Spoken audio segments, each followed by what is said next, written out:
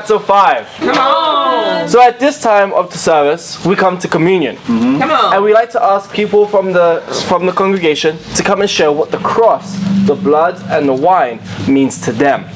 And today, it's a privilege not only for Merari, but for us all to hear my awesome wife share what it means to her. So Merari has asked me to share this scripture so that she can express herself what the cross means to her today.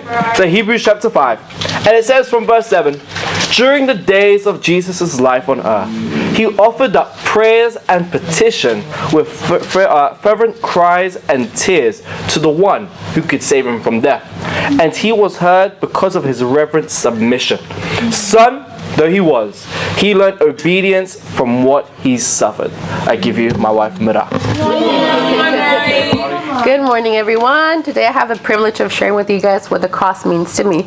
And at this point, it means trust and obedience. As many of you guys know, in the past year, I've struggled a lot with jobs. And in all honesty, it's been the first time ever in my life of working, and I've been working since I was 15 years old, that I've ever struggled that much with jobs. And I believe that it was definitely for a reason. And also with uni, going back to uni, I've just come across rude people, really unkind people, and just many different things. And it really made me struggle last year just to put myself in that situation, trying to figure out vision and purpose as a disciple that, if I'm honest, I lost for a long time. I didn't have vision or purpose in being a disciple for myself. And so last year I really struggled with that even more, just to find that vision and what God was doing. I asked myself, man, God, what are you doing with all of this? I just don't understand.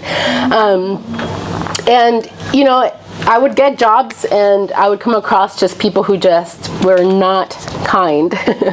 And I would get really frustrated. I would try to wait it out. I would try to persevere, and then get to a point where it would really make me struggle. So I just couldn't handle it anymore. And I'm like, okay, I'm going to give my 2 weeks notice. And then no problem. I've never had an issue finding a job within a week, and God's had my back. No problem. I would give my 2 week notice, and I wouldn't find a job for a month. And I'm like, what is going on? And as a result of that, it would put my family and myself in a really tough financial situation. And so after the first time, you know, everything was fine, and then I get another job after a while, and the same thing happens. After I worked there for like maybe a month or two, the management changed, and the new management were just not kind people. And I was like, I just won't stay in a place like that where people are treated the way that they are. And again, I was like, okay, I'm going to give my 2 weeks notice, no problem.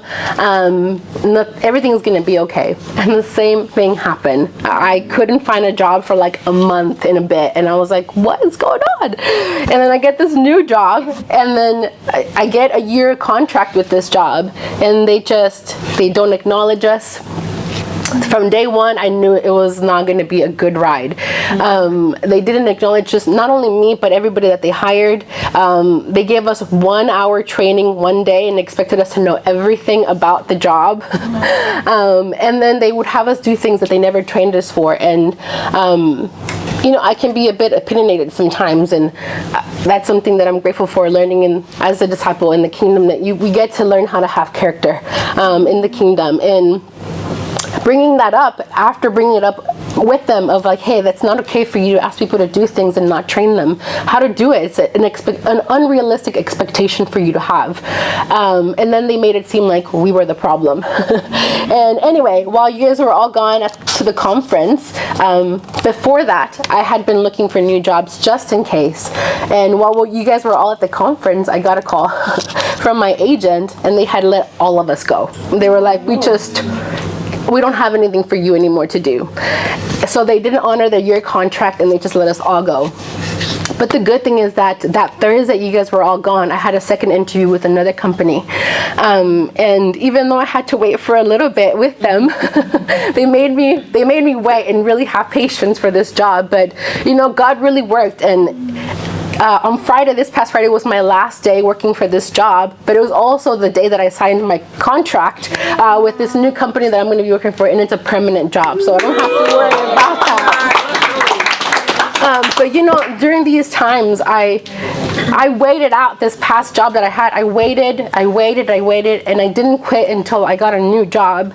But then God's like, okay, here's a curveball. They're going to fire you. And you have still 2 weeks to find a job. And I was like, oh my gosh, what are you doing? I thought that the previous 2 times I had not trusted God and really put myself in a position where, I can trust him and rely on him.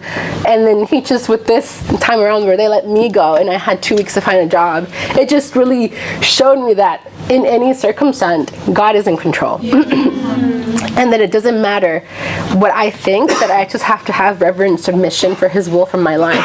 And I think it really just taught me that it doesn't matter whether I give a 2 weeks notice, he gives a 2 week notice, whatever the process is, to have hope and not to let that steal my joy or my faith in God or my happiness, but just to continue to have joy and to be grateful. And I think these past few jobs have helped me to have vision for myself again.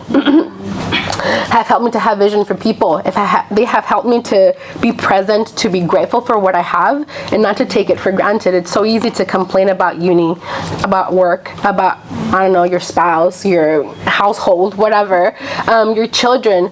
But in the long run, when you look at the world, it makes you that much more grateful to be a disciple.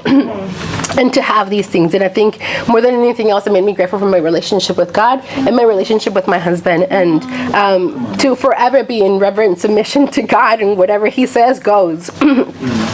So just like Jesus, he offered, prayers and petitions, and I too need to continuously submit myself to the will of God, even when I don't understand. I think for me, that's the biggest thing. If I don't understand, I don't want to do it, and I don't want to do it until I understand. But there are so many things that I'm not going to understand, and many times in many ways that I'm just not going to know, and I am powerless without God. And Jesus understood that. He understood that God knows everything, and that he's the one always in control of everything in life and situations. And it just made me all the more grateful for that, and thankful for Jesus setting the example that he was always trusting God in every situation, whether he was mistreated, whatever it was, he always put himself in the trust of God and in the hands of God. And so for that, I'm very grateful. So thank you. Amen.